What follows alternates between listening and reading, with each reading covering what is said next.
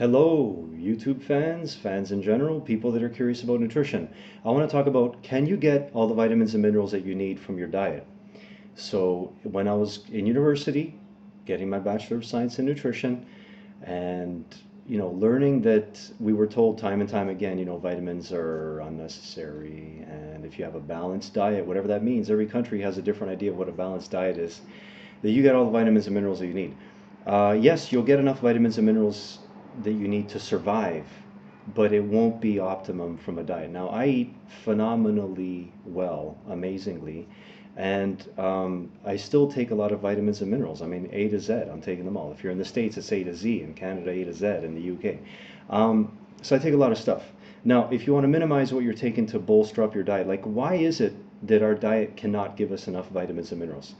Because our diet sucks. Even if your diet is great, it sucks because our modern farming techniques that we've been using for the past, let's say post World War II, the main fertilizer we're using has one mineral in it, phosphorus, another mineral in it, potassium, and nitrate, which is not a mineral. You can get that from urine.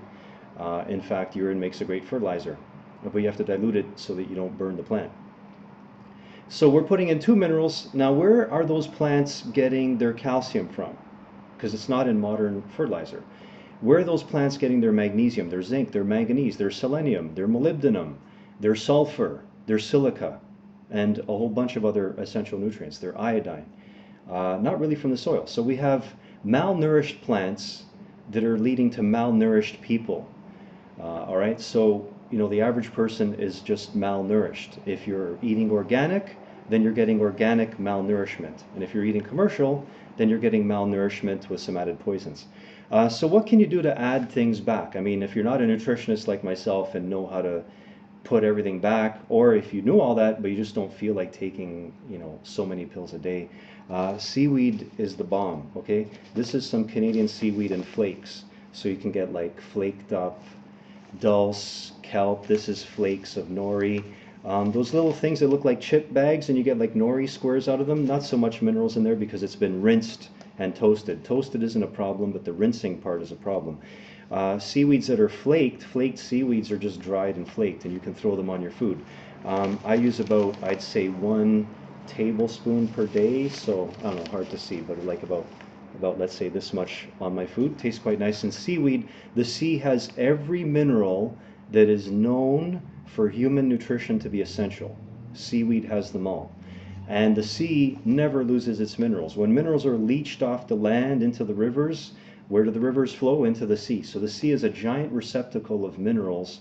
It never loses its mineral content. So seaweed is phenomenal for getting extra minerals. Then we have alfalfa. I bought 500 pills on sale for like 15 bucks. So alfalfa is a pretty cool plant because its roots can go very deep and into the soil and dig out, as it were, more minerals than something with just surface roots, right? So alfalfa is a great thing.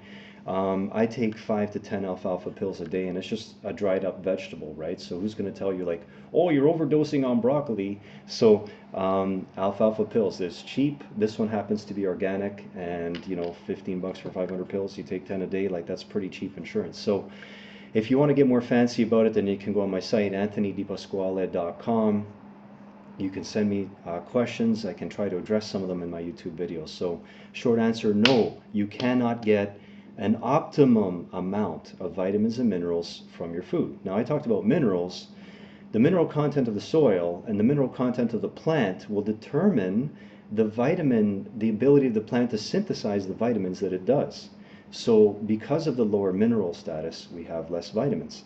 The mineral status in a typical vegetables and fruits in North America has gone down more than threefold. So we're sitting at about 20-25% the mineral content now that we had in our vegetables 100 years ago in North America. Okay, so that's pretty severe. I'm not talking about having half as much.